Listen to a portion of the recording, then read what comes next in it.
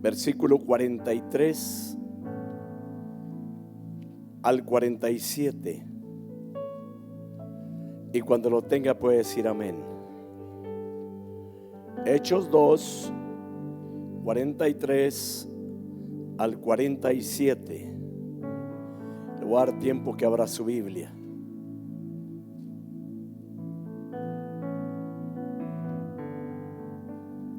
Amén. ¿Lo tenemos? Si alguien no trajo Biblia, ahí está en el proyector la palabra del Señor. Y para aquellas personas que quizás utilizan su teléfono, es correcto, úselo, pero ya cuando se la leamos, póngalo en vibración para que no le van a llamar, Dice la palabra del Señor en el nombre del Padre, del Hijo y del Espíritu Santo. Y sobrevino temor a toda persona, y mucha maravilla y señales eran hechas por los apóstoles. Todos los que habían creído estaban juntos y tenían en común todas las cosas, y vendían sus propiedades y sus bienes y los repartían a todos según la necesidad de cada uno. Y perseverando unánimes cada día en el templo y partiendo el pan en las casas, comían juntos con alegría y sencillez de corazón, alabando a Dios y teniendo favor con todo el pueblo. Y el Señor añadía cada día a la iglesia los que habían de ser salvos. Oramos. Padre, gracias en esta noche por tu bendita palabra. Hoy te pido la dirección tuya, Señor, y la unción de tu Santo Espíritu, Señor amado, y que tú seas dirigiéndome en esta enseñanza, Padre, que me toca dar el día de hoy. Pon gracia y sabiduría, Señor, porque sin ti no podemos hacer nada. No me permitas, Señor, cometer errores, Señor, en la predicación. No me permitas, Padre mío, confundir a la gente en la palabra, Señor amado, sino que cada cual, Señor mío, podamos aprender, me incluyo, de tu bendita palabra, Padre, porque hay tantas cosas, Padre mío, que nos pueden edificar día con día. Por lo tanto, te pido esa gracia, Señor, y la unción para presentar esta palabra en el nombre bendito de Jesucristo. Amén. Dios lo bendiga. Saluden, hermano, y lo toma a su asiento. Y antes de entrar a la palabra, quiero agradecerle a Dios porque me permite cumplir 62 años. Aunque dijo una persona, dijo 18 años y 44 de experiencia. Pues es la misma, ¿verdad? La misma, 62. Y doy gracias a Dios, y lo digo con mucha alegría de corazón, porque cada día que ha ido pasando el Señor me ha ido sustentando, ha ido cuidando de nosotros. Ya ahorita, hermanos, 26 años ya pastoreando la obra, vamos para 27. El tiempo ha pasado. Cuando recién comencé en el evangelio, Tano cumplía 23 años yo. Y cuando recién comencé a pastorear, 35 años. Y mire ahora con 62 años. Pero ¿sabe qué es lo bonito de todo? Que hasta aquí me ha ayudado el Señor.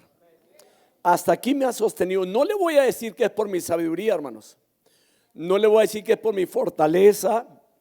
No le voy a decir que es por el intelecto. No, es por la bendita misericordia del Señor que estoy de pie.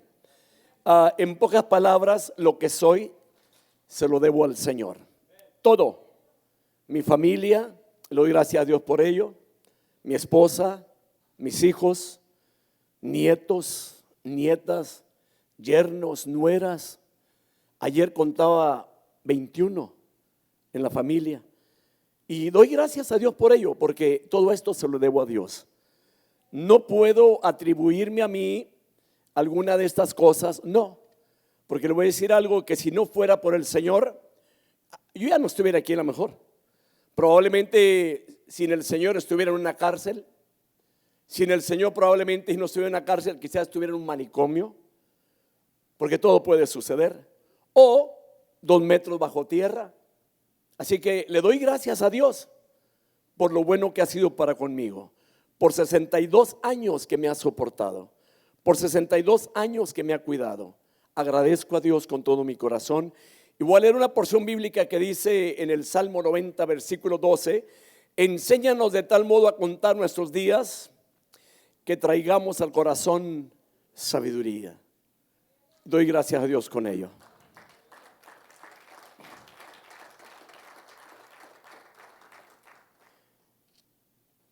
Ahora sí voy a entrar a la predicación, hermanos. El tema de hoy es la comunión de los creyentes. Llevamos una secuencia de estudios bíblicos, de predicaciones sobre el libro de los Hechos. Y preste mucha atención, hermanos, porque en la enseñanza podemos ser edificados. Y a veces quizás no, ¿cómo le puedo decir? No seamos perfectos en la forma en que lo exponemos, pero mi propósito es de que todo lo que haga sea de bendición para cada uno de los que llegan a la iglesia. Ore por mí para que sea el Señor obrando cada vez que me pare a traer la palabra, a predicar la palabra, y de tal manera que solamente Él sea glorificado en lo que se lleva a cabo en la iglesia, hermanos. Amén. Entonces, el tema de la comunión de los creyentes, hay algo allí importante ahí bajo el tema. Voy a hablar de la iglesia que transformó al mundo. Y damos gracias a Dios por una iglesia, hermanos, que cuando inició le creyó a Dios con todo el corazón.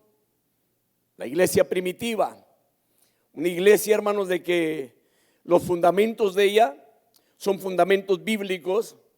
Y puedan pasar los años y podemos decir la iglesia moderna al día de hoy será iglesia moderna, pero las bases bíblicas están en ese libro.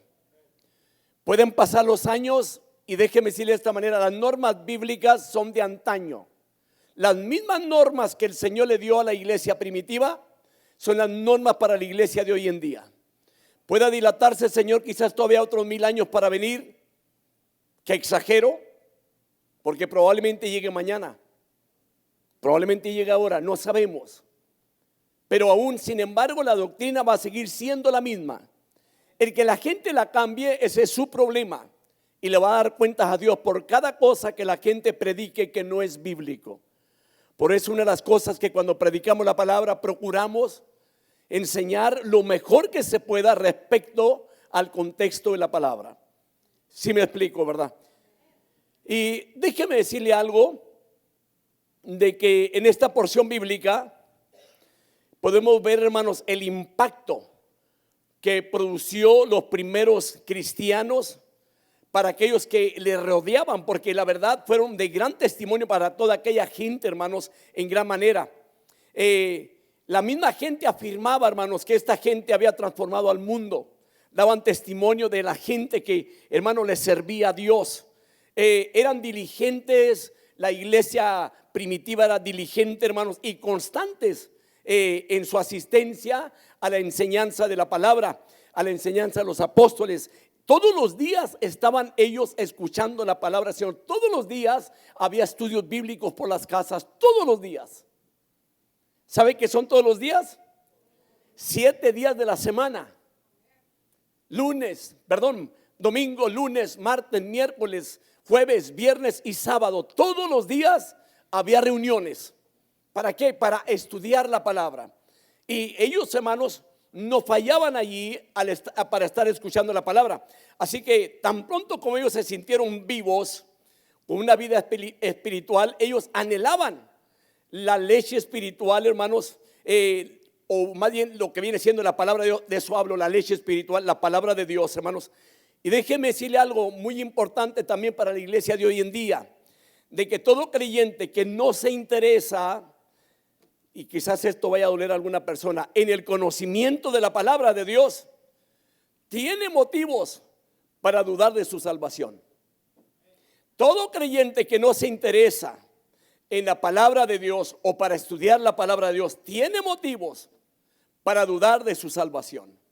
¿Por qué? Porque la palabra, hermanos, es el fundamento del cristiano. Sin palabra no podemos decir que somos cristianos. Usted le puede hablar a alguien de la palabra de Dios y ellos dicen somos cristianos. Todo mundo es cristiano, supuestamente, entre comillas.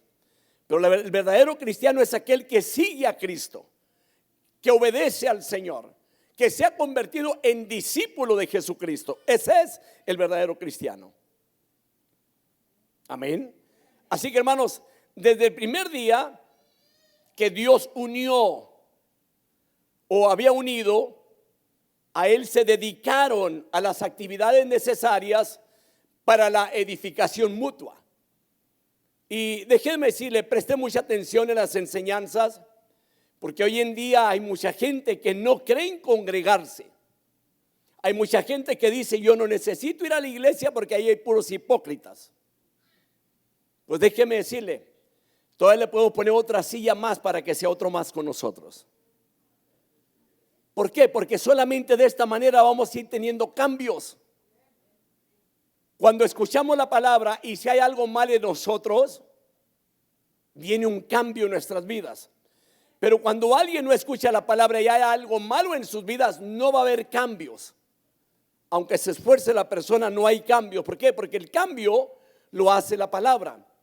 Cuando los discípulos se acercaron al Señor, el Señor dio una porción bíblica donde le dice: ya vosotros sois limpios por mi palabra. O sea que lo que limpia al ser humano es la palabra del Señor. Por eso es de mucha importancia que aquellos que predicamos la palabra no nos salgamos de la Biblia para exponer lo que el Señor quiere que la iglesia reciba, para que la iglesia pueda recibir el buen fundamento de la palabra del Señor. Porque yo le puedo venir a decir, hermanos, a ponerle reglas como seres humanos. Hoy en día, hermanos, hay mucha gente que lo único que pone son reglas en las iglesias, y si usted no se ajusta a las reglas, usted está mal. No, déjeme decirle, la única regla para la iglesia aquí está en la Biblia. No existe otra regla.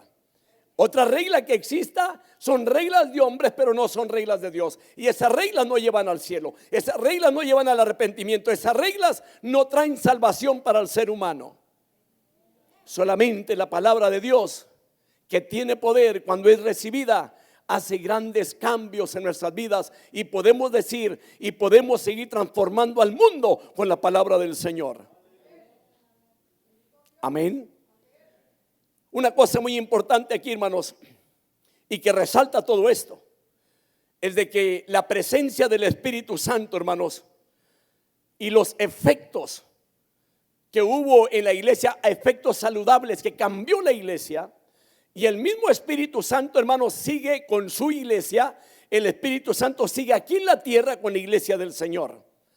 Ahora, podemos ver estos versículos de la palabra de Dios, hermanos, de que una buena conducta de los primeros creyentes de la iglesia primitiva nació o salió de las palabras bíblicas. De ahí vino toda esa buena conducta. Hay una cosa que cuando los cristianos practican estos principios bíblicos, hermanos, siempre se produce una iglesia sana y una iglesia estable. Cuando no hay principios bíblicos, no hay una iglesia sana, no hay una estabilidad en la iglesia. Entonces es muy importante para aquel que esté escuchando la palabra que pongamos mucha atención en esto. Usted ha mirado gente que probablemente iglesias que hoy están y mañana ya cerraron las puertas. ¿Sabe usted por qué? Porque el fundamento bíblico no era eso lo que los estaba sosteniendo. Es la palabra lo que sostiene la iglesia del Señor. Otra cosa, los fundamentos espirituales, hermanos, de la nueva comunidad. Esto es lo que vamos a estudiar esta noche. Y si puede apuntarlo, apúntelo, los fundamentos espirituales de la nueva comunidad.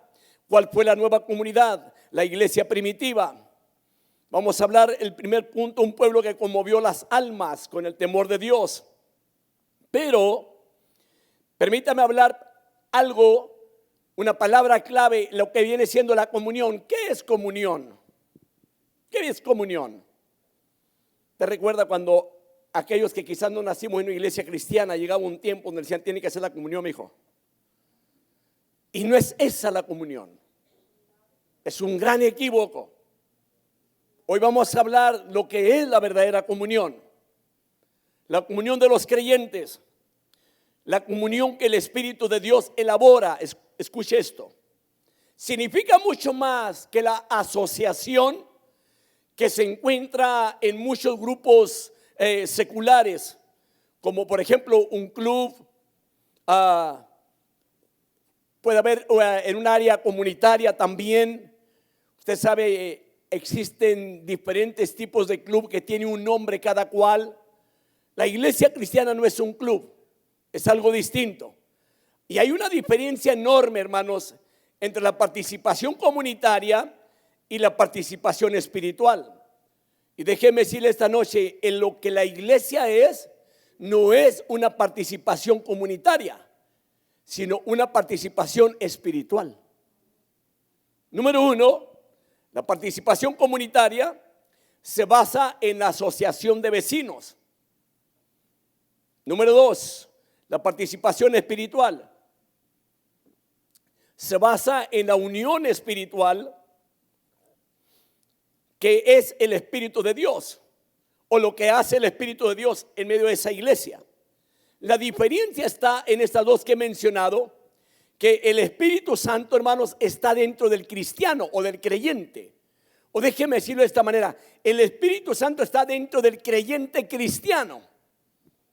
Porque hay muchos que se dicen creyentes, pero de diferentes cosas. Pero no se puede decir que es igual de creyente a un creyente cristiano. Hoy en día hay mucha gente que cree en diferentes dioses, que creen dioses muertos, que cree que alguien lo va a cambiar de lugar aunque haya muerto siendo un pecador, que lo van a llevar a cierto lugar y con el tiempo alguien lo va a sacar de ese lugar y lo van a cambiar a otro. Permítame decirle, si alguien no tuvo arreglo aquí en la vida, un encuentro con Cristo, puedan hacer lo que quieran en este mundo, pero nadie lo va a sacar del infierno. Suena fuerte aquello, pero el único que puede evitar de que el hombre vaya al infierno es la sangre de Jesucristo. Cuando la persona cree en el Señor, en el perdón de sus pecados. Se tiene que predicar siempre una palabra, hermano, fiel, una palabra viva, hermano, para que la gente pueda tener el cambio en su vida. Amén. Es importante, muy importante, si lo es. Hay una cosa que cuando el Espíritu Santo trabaja, hermanos, con este grupo, hermanos, espiritual, el Señor derrite el corazón del ser humano, hermanos, lo moldea al cristiano, lo cambia al cristiano, lo hace de una forma diferente, lo hace un creyente de Jesucristo y un creyente de la palabra. Cada vez que escuchamos las escrituras o que nos preparamos para traer un mensaje, una enseñanza, créame de que el Señor ministra primero nuestras vidas antes de venir a traer la palabra a ustedes, hermanos. Porque así tiene que ser. Si la persona no es ministrada primero, algo mal anda en aquella persona. No le hace quien seamos. La palabra del Señor está para ministrar a un ministro del Señor. Ministra la palabra. Y déjeme decirle algo. Tengo 62 años y creo que cada día que vaya pasando puedo ir aprendiendo cosas nuevas. El cerebro está capacitado de parte de Dios para que el hombre aprenda hasta el último segundo de vida que tenga aquí en la tierra. Cuando la persona no quiere aprender es porque no quiere de sí misma, pero de que puede. Pero ¿cómo va a aprender si no escucha la palabra? ¿Cómo va a aprender si no le pone atención a la palabra? ¿Cómo va a aprender si no practica la palabra? Porque la palabra es para practicarla, hermanos. La palabra es para vivirla. La palabra es para exaltar a Jesús en nuestro comportamiento. Amén. Pero hay una cosa aquí, hermanos, que el Espíritu Santo, hermanos, usa la vida del creyente cristiano y lo adhiere a las vidas de los otros creyentes. Escuche bien eso. Usted se va a encontrar con algo en este estudio, hermanos, de la palabra, de que no hay creyentes que puedan vivir una vida solitaria. ¿Entendió? Como aquellos que a veces nos conformamos y decimos, no hay que ir al culto. ¿Para qué? ¿Para qué tanto culto? Estos creyentes del principio, hermanos, todos se reunían a diario. ¿Me escuchó, verdad? Y esto es muy importante. Ahora, mediante el Espíritu de Dios, hermanos, los creyentes se unen en vida y propósito. Hay un propósito en cada uno de nosotros. Los creyentes en Cristo tienen una vida unida, compartiendo las bendiciones, compartiendo las necesidades y los dones. que el Señor nos ha dado. Yo no sé si usted sea una persona que comparte lo que Dios le ha dado, pero a cada uno de nosotros Dios nos ha permitido ser administradores de las cosas de Dios. Vaya, se va a encontrar que hasta las finanzas no son nuestras, son de Dios. Y lo único que usted y yo somos administradores también de las finanzas del Señor. Observemos algunas cosas que la palabra comunión enseña. No sé si esté preparado para apuntar. Número 1, los nuevos creyentes experimentan la comunión porque se unen a otros cristianos. Y lo vuelvo a mencionar.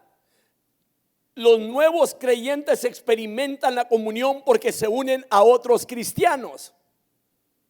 ¿Cómo? En el aprendizaje de la palabra o el aprendizaje de las escrituras o las enseñanzas que los apóstoles le estaban dando son las mismas que tenemos hoy en día en nuestras manos.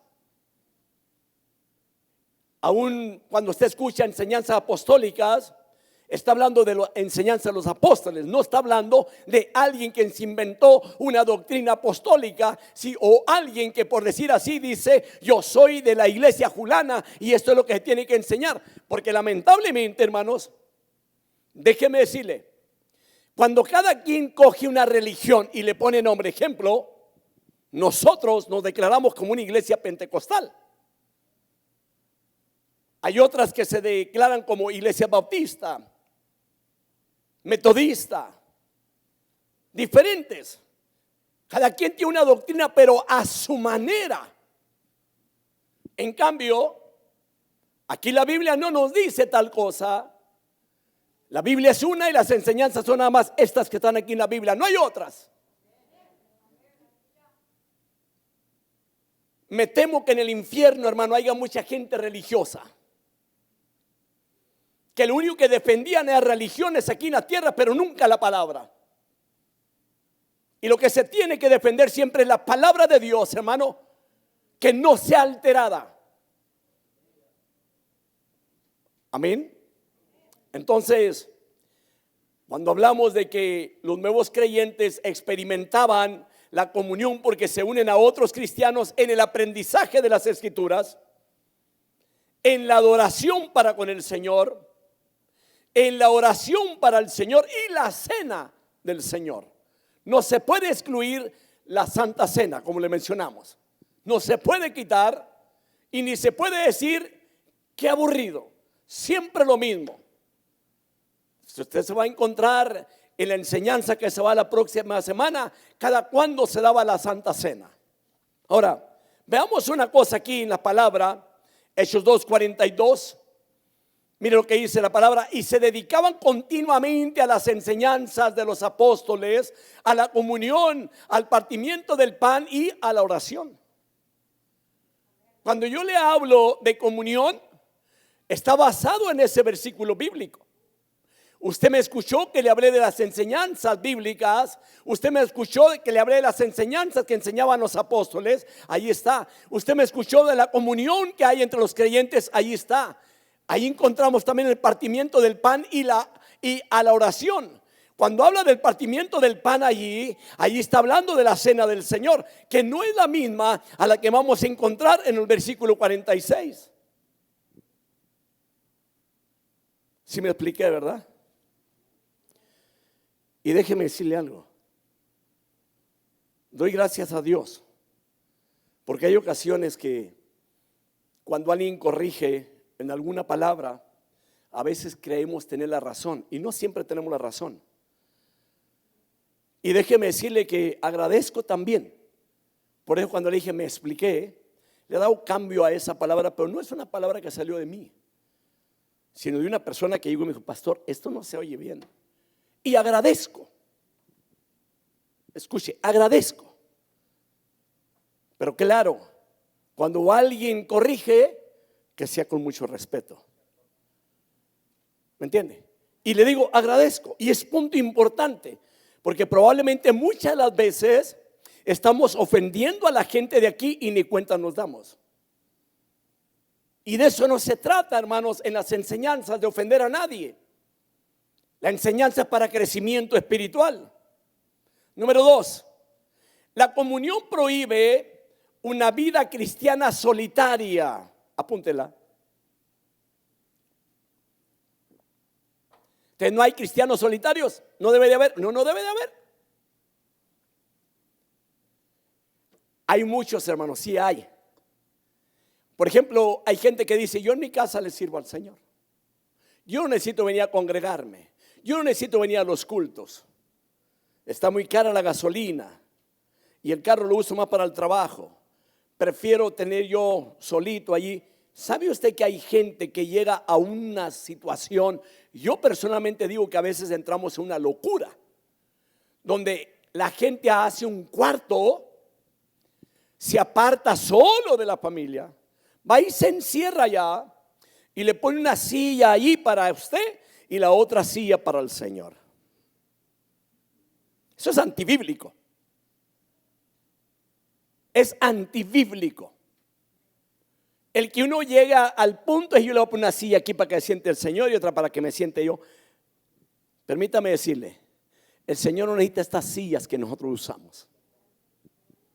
Él está sentado en su trono y lo que Él quiere es un corazón sincero para con Dios. Allí mora Dios. En un corazón donde hay humildad, allí mora el Señor.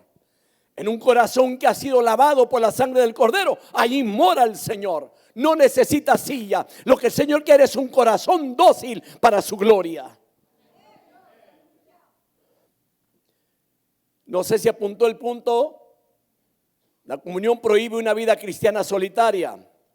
Sus compañeros, hermanos, se sostienen porque perseveraban o porque perseveran. Por eso se sostenían los cristianos de antaño, la iglesia primitiva. Se sostenía porque perseveraban. ¿Quiere que le diga algo, hermano? El problema que hoy en día, hermanos, de que hay gente, hermanos, que tiene muy poca responsabilidad de asistir a las iglesias, de buscar a Dios, de venir a adorarlo, porque la gente dice, ¿para qué tanto culto? Para adorarlo, para aprender de la palabra. Han llegado a un área, yo no estoy de acuerdo, a que la gente dice, el que no vayas al culto no pierde la salvación. Sí, estoy de acuerdo, pero pierde la comunión. Se hace extraño. Hay gente que probablemente venga al culto y se va a encontrar que ya hay más gente de lo que ellos pensaban. Miran para aquel rincón, yo a aquella persona no la conocía. Miran hacia el otro, ¿cuándo llegó esta familia? Pero la familia que ella tiene aquí 2, 3 años y se pregunta, ¿y aquel cuándo llegó? Ese es el error grande. Lamentablemente, los Estados Unidos, ahora no es culpa de los Estados Unidos, a veces es tanta la comodidad que no queremos darle un día más al Señor. Y llegamos al punto de decir, me merezco descanso, me merezco un buen fin de semana, me merezco el estar a solas, relajado. Déjeme decirle, los cristianos primitivos, todos los días buscaban a Dios y a su palabra. Todos los días, y déjeme decirle algo, y había persecución. ¿Qué sucediera hoy en día si hubiese persecución para los cristianos de los Estados Unidos?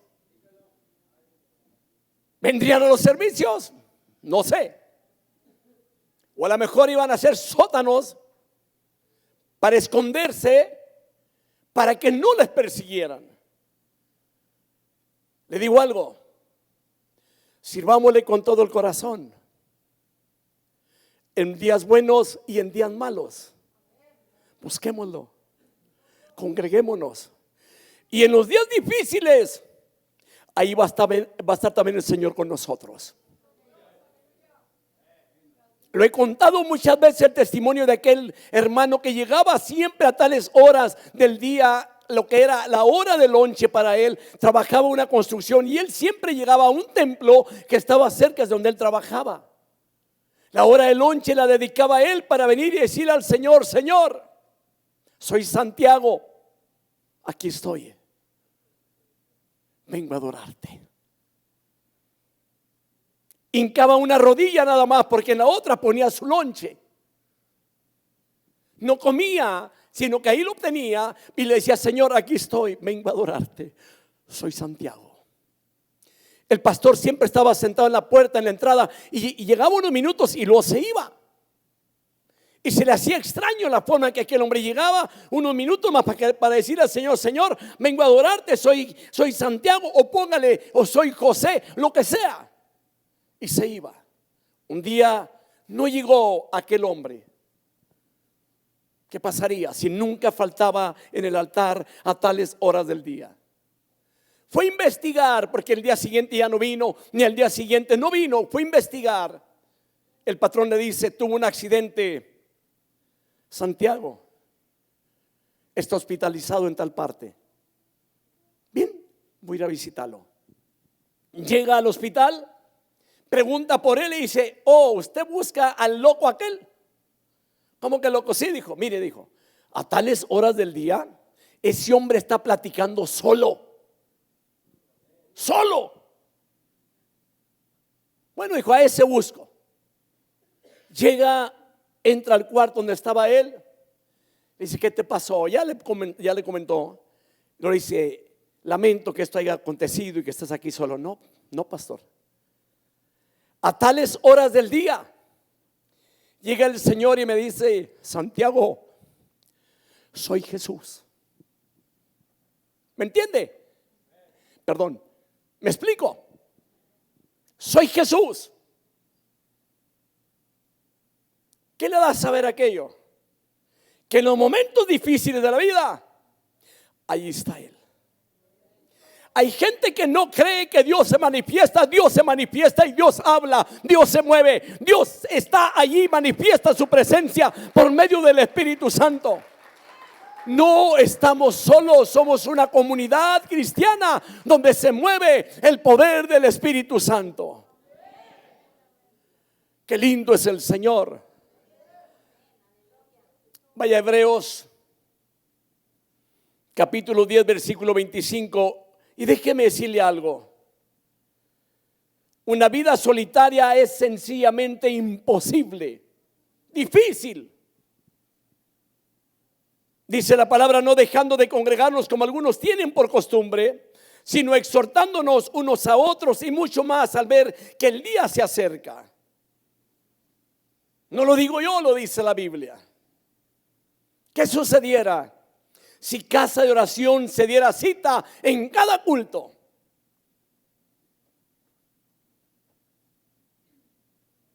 ¿Qué sucediera? Otra cosa fuera, impactaríamos la ciudad. ¿Por qué? Porque había abundancia de palabra en nosotros, hermano. Habría menos problemas en los matrimonios, en las familias. ¿Sabe por qué? Porque habría más santificación en el pueblo cristiano. Habría abundancia de palabra. Habría conocimiento espiritual. Y lo pondríamos por obra. El cristianismo, hermanos, es en primer lugar un asunto personal. Pero luego se convierte en un asunto social. Escuche esto. Individualmente el cristiano está conectado con Cristo. No cree que es un rito el que venga la gente, hermano, y se poste a un altar. No. Ahí viene a ofrecerle su vida a Cristo, y en ese momento Cristo entra a su vida. Otra cosa aquí, de que camina también con otros creyentes en las Escrituras y en la adoración. Camina con otros creyentes en las enseñanzas bíblicas. Los cristianos, hermanos, en primer lugar, es un organismo espiritual. Pero luego es una organización espiritual. No es una organización terrena. Es un organismo espiritual. ¿Sabe por qué? Porque el cristiano tiene una vida interior, pero también tiene una vida exterior. ¿Con quién? ¿Con otros cristianos o con otros creyentes cristianos? Se convierte en una organización viviente, vital. ¿Por qué? Porque el Espíritu Santo, el que nos une a todos, se sienta también, hermanos, a los pies de la enseñanza de las Sagradas Escrituras. Y luego se une a otros cristianos en adoración. Hay gente que le puede decir, hermano, ¿para qué tanto culto o para qué tanto canto? ¿Qué le enseña esto? ¿Sabe qué? Es una persona que no le interesan las cosas espirituales. Y es muy conocido una persona, hermanos, cuando comienza a enfriarse en lo espiritual, lo primero que hace es dejar de escuchar la palabra y de leer la Biblia. Enseguida comienza a dejar de orar. Luego comienza a dejar de venir a las iglesias. ¿Por qué? Porque se le hace más cómodo a la carne. Cuidado con la carne, hermanos. No, hermano, la carne es peligrosa. Y perdone lo que voy a decir, me voy a referir a mí. Este monito feo, si lo dejo y lo complazco como él quiere, olvídese. La carne busca lo suyo. ¿Dónde? Las cosas de la tierra, las cosas terrenas. Mas el Espíritu busca las cosas de arriba, donde está Cristo asentado a la diestra de Dios Padre. Amén. Vaya a Hechos 2:41. Dice la palabra: entonces los que habían recibido su palabra fueron bautizados, y se añadieron aquel día como 3,000 almas. Wow. ¿Nota? Se unieron al grupo de los creyentes cristianos. Y no andaban con que, oye, ¿por qué tanto culto?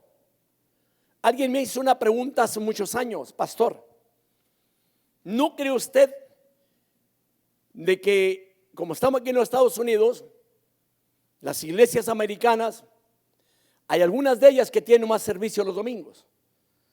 ¿Qué le parece si se hiciera algo igual aquí? Le dije a la persona, le digo una cosa: estoy dispuesto a poner otro servicio más. Si se puede poner otro cada día, lo ponemos.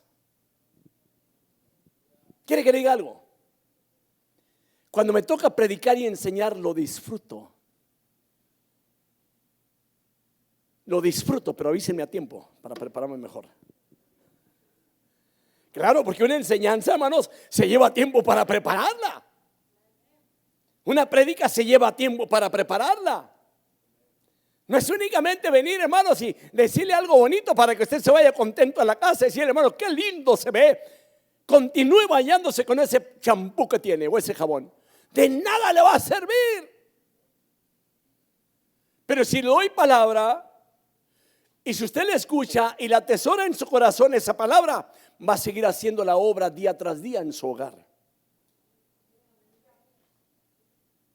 Así que, hermano, el verdadero creyente, o del verdadero creyente, el cristiano hace, fíjese bien, del cristiano se hace un santo, pero no el que cuelgan en las paredes, no el que se cuelga aquí en el pecho, no el que a la gente, hermano, va y lo busca para adorarlo. No, de ese no. Estoy hablando de los santos en Cristo que somos nosotros, y no estoy hablando de los santos de los últimos días tampoco. Amén. Entonces, hermanos, ¿qué es lo que hace el Señor? De que la gente que se aparta para Dios, hermano, el Espíritu Santo hace de la persona una persona santa para la gloria de Dios. Y de ahí se compone lo que viene siendo el cristianismo. El cristianismo no es una sola persona, sino muchas personas. Lo vuelvo a mencionar, el cristianismo no es una sola persona, sino muchas personas santas. Nunca le escuchaste que diga, ay, se cree tan santa. O muy santurrón. Esas palabras para mí son palabras ofensivas. Y es correcto que usted le diga, no, yo soy santo, hijo del Señor, para la gloria de su nombre. Problema de él si no lo cree. Ese es su problema. Amén. Entonces, la palabra santo se emplea con frecuencia en el Nuevo Testamento, pero nunca en forma singular, siempre en plural. Habla de los santos. Cuando habla de la venida del Señor Jesucristo en su segunda venida aquí a la tierra, el Señor va a venir con todos los santos. No de esos que a veces nosotros pensamos. No, cuando hablamos de esos santos, si usted muere antes de que Cristo venga, usted va a ser uno de ellos, de los que va a venir con Cristo aquí a la tierra. De esos santos se refiere el Señor. Amén. 1 Juan 1:7 dice la palabra: mas si andamos en luz, como Él está en luz, tenemos comunión los unos con los otros, y la sangre de Jesús su Hijo nos limpia de todo pecado. Pero note que como Él está en luz, tenemos comunión los unos con los otros. O sea, es antibíblico que un cristiano tenga problemas con otro cristiano. Es antibíblico que un cristiano hable mal de otro cristiano.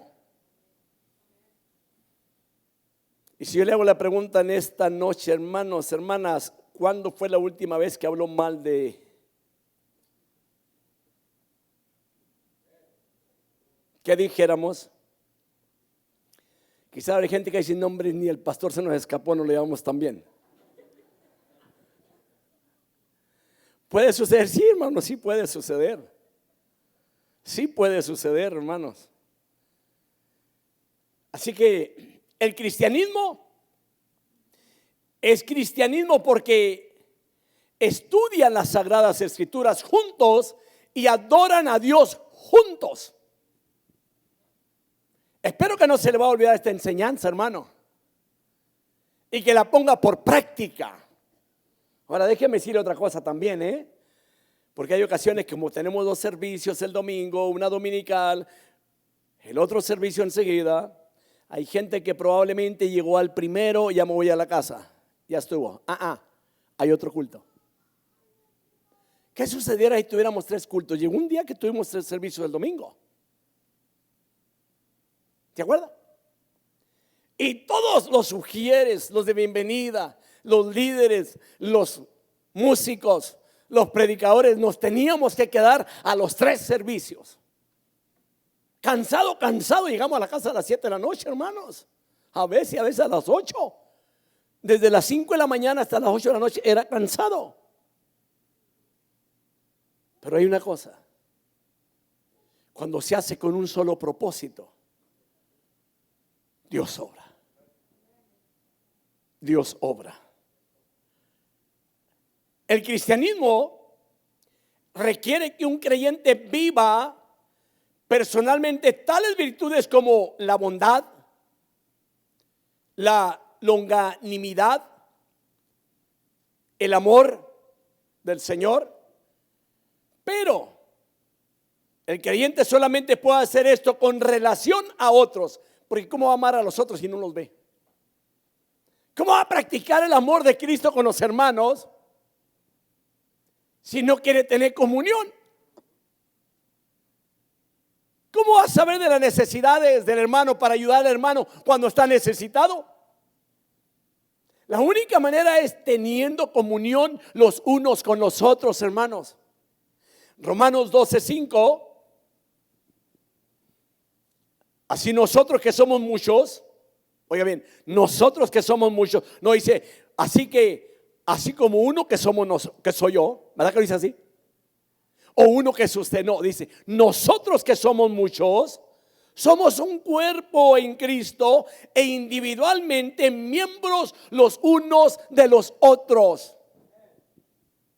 Y le voy a hacer una pregunta, hermano, hablando de miembros. ¿Qué tanto se quiere usted? ¿Quién de ustedes se ha lastimado un brazo, hermano? ¿Qué hace con su brazo? Lo soba, se da un martillazo en un dedo y lo primero que hace, aunque esté como esté el dedo, ¡ay! ¿Cierto o no? Es cierto, hermano, es cierto. Una cortada, hay que ir a desinfectarlo inmediatamente y vendarlo, curarlo. Nos preocupamos por ese miembro. La iglesia, somos miembros los unos de los otros, aparte de que somos miembros del cuerpo de Cristo. Entonces, ¿qué tenemos que hacer? Velar por los demás miembros. Si algo le pasa, no lo critique, ore por él, llámele, ¿cómo está? Le echamos de menos. No le diga le echamos de más. Porque puede suceder. 8:19, voy a entrar al otro punto. Esto, hermano, es el primer punto que acabo de mencionar en la introducción. Hay una cosa que a mí me gusta hacer, que cuando me toca enseñar o predicar, no me gusta dejarlos a medias. Y si tengo que volver a predicar en otra ocasión por lo mismo, lo predico para continuar con lo que estoy predicando, pero no dejarlo a medias. El punto primero, un pueblo que que conmovió las almas con el temor a Dios. Versículo 43.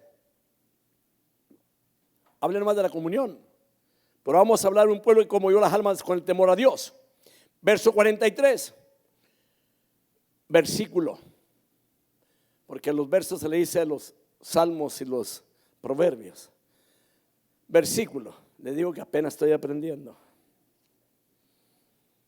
Dice la palabra: sobrevino temor a toda persona, y muchos prodigios, observe, y señales eran hechas por los apóstoles. Sobrevino temor a toda persona. O sea, los cristianos primitivos eran personas que conmovían las almas con un temor piadoso. Ahora, el temor que estamos hablando, muchos otros entendemos cuando dicen, es que sí tengo temor. ¿Qué es para usted cuando decimos tengo temor? Tengo miedo. ¿Verdad que sí? La mayoría decimos es miedo. O alguien dice es fobia. Pero vamos a ver aquí, el temor que habla aquí las escrituras. Temor significa o se entiende reverencia, amor y respeto. Entonces la gente, al mirar lo que estaba aconteciendo con todas las señales que estaban haciendo los apóstoles o el Espíritu Santo en toda la iglesia, la gente tuvo temor, o sea, tuvo reverencia hacia Dios. Hay gente, hermano, entre comillas, que ya tienen conocimiento de la palabra, y cuando pecan no tienen temor de Dios. O sea, no tienen reverencia a Dios. Es muy importante la reverencia en nuestras vidas, y esa palabra es clave. Número uno, lo que ellos hacían lo hacían con el temor de Dios, porque dice la palabra: sobrevino temor a toda persona. O sea, esta era la consecuencia inmediata de la obediencia a la enseñanza de las escrituras o a la enseñanza de los apóstoles. Y la primera manifestación de la comunión es el temor de Dios.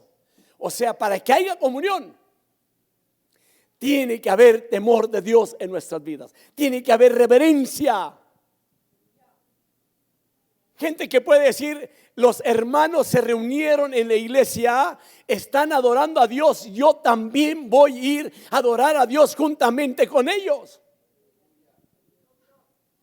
¿Por qué? Porque tienen reverencia a Dios. No andan con ese punto, ¿para qué quieren tanto culto? Cuando alguien le diga ¿para qué quiere tanto culto? O ¿para qué va tanto a la iglesia? Y el hermano, usted anda en la carne. Amén. Así que esta es la manifestación de la comunión en el temor a Dios, primeramente en la congregación. Ahora, el temor como la expresión de reverencia producida por la presencia de Dios, al estudiarlo en la Biblia, nos encontramos por lo menos con 3 términos principales, 2 hebreos y 1 griego, y que se utiliza para describir 4 formas de temor. No sé si las puede apuntar. Número 1, temor a Dios. Número 2, miedo a quebrar lo recto. Número 3, miedo a los hombres. Y el número 4, y miedo al miedo. ¿Cómo estuvo eso? Usted le puede preguntar a alguien, ¿qué es lo que más miedo le da? Hay gente que va a decir, la muerte, morir, porque no saben lo que hay allá, porque no conocen a Dios. Otros pueden decir miedo a la oscuridad. Otros pueden decir miedo a llegar a la vejez.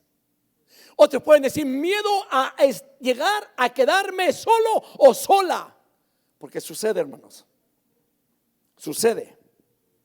Pero ahora, nos interesa observar el primer punto de ellos. Es decir, el temor a Dios. Vamos a estudiar ese temor a Dios. Notemos una cosa, de que no puede experimentarlo el hombre natural, porque esto es una dádiva de Dios, para que haya reverencia a Dios. Esto viene de arriba. ¿Cómo? Por medio del Espíritu Santo. Permite que los cristianos tengan una idea de la autoridad suya y lo obedezca con gozo. Porque a Dios se le sirve con gozo. Ahora, y como consecuencia de ello, imprime la percepción para desechar el mal y rechazar toda forma de iniquidad. Por ejemplo, leemos en Jeremías, capítulo 32, versículo 40, y haré con ellos pacto eterno, que me volveré atrás de hacerles bien. Que no me volveré atrás de hacerles bien, y pondré mi temor en el corazón de ellos para que no se aparten de mí. ¿Quién pone el temor? Es Dios. Y esto me da cuidado cuando una persona no tiene temor de Dios. ¿Por qué? Porque le puede enseñar que Dios no le interesa a este tipo de persona. Ejemplo, gente que puede hacer divisiones grandes en una congregación, no tienen temor de Dios, no aman a Dios. Eso es más un ejemplo.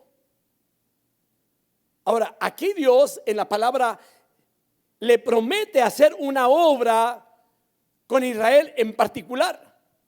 Ahora, y con seguridad que cada uno de los que se relacionan con el pacto, esta obra consiste en poner temor en el corazón.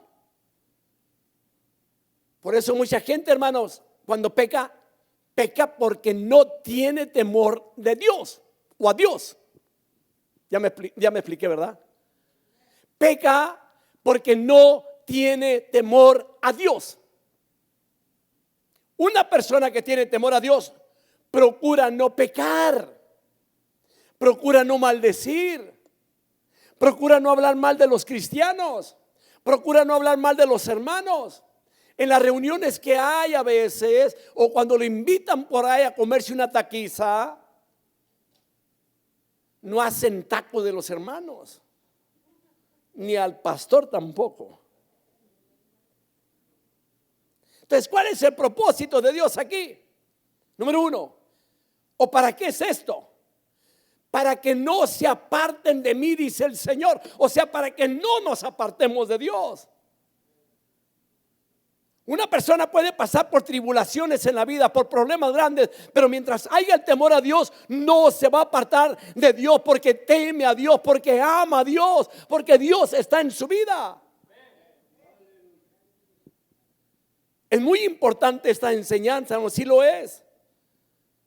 Y déjeme decirle, hermano, que aunque tomamos ciertas porciones para cada predicador, prefiero tomarme mi tiempo para enseñar, pero bien hecho.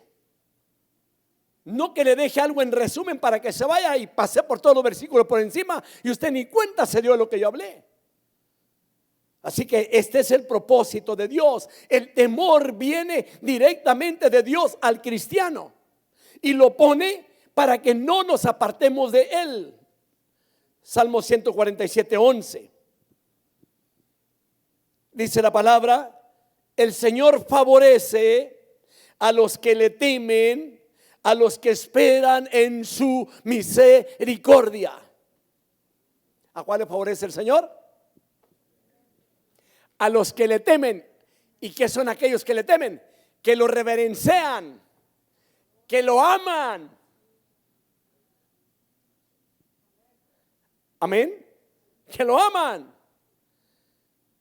Otra cosa, en el Nuevo Testamento se dice lo mismo pero con otras palabras. Vaya a 2 Corintios 7:1. Dice la Biblia: por tanto, amados, teniendo estas promesas, limpiémonos de toda inmundicia de la carne y del espíritu, perfeccionando la santidad en el temor de Dios. Qué linda porción esa, ¿eh? Y tan no alcanzo a cubrir la mitad de un versículo. Y ya se me llegó la hora, hermanos. ¿Le damos hasta las 9?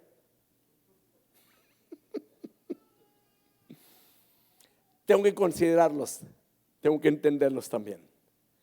Aquí hay dos cosas interesantes. Número uno, los componentes de la nueva comunidad experimentaban una nueva relación con Dios. ¿Por qué? Porque estaban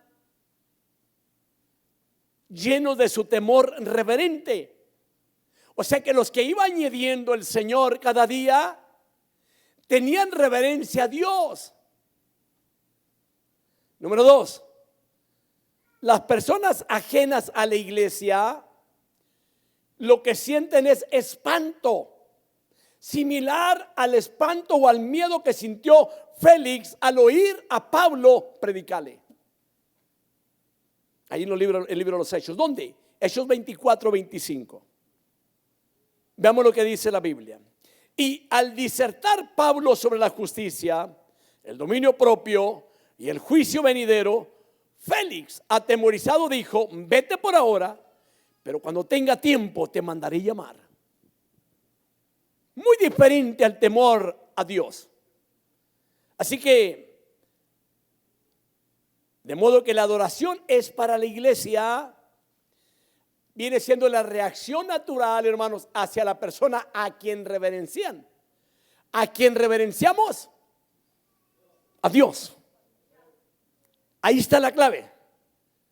Por eso la gente que se congrega y que tiene comunión es gente que tiene temor de Dios o reverencia a Dios. Entonces, ¿qué es esto, hermano? Número uno, es un temor piadoso. Un temor de Dios. Número dos, un sentido santo de la presencia de Dios en nuestras vidas. Número tres, estar conscientes de que Dios está obrando en nuestras vidas. Número cuatro, es una reverencia hacia Dios por lo que está sucediendo. O sea, siempre la reverencia o el temor hacia Dios. Salmo 31:19, y con esto termino, porque traigo para otra hora. Dice la palabra: cuán grande es tu bondad, que has guardado para los que te temen. Note eso, que has obrado para los que en ti se refugian, delante de los hijos de los hombres. Dios los bendiga en esta noche.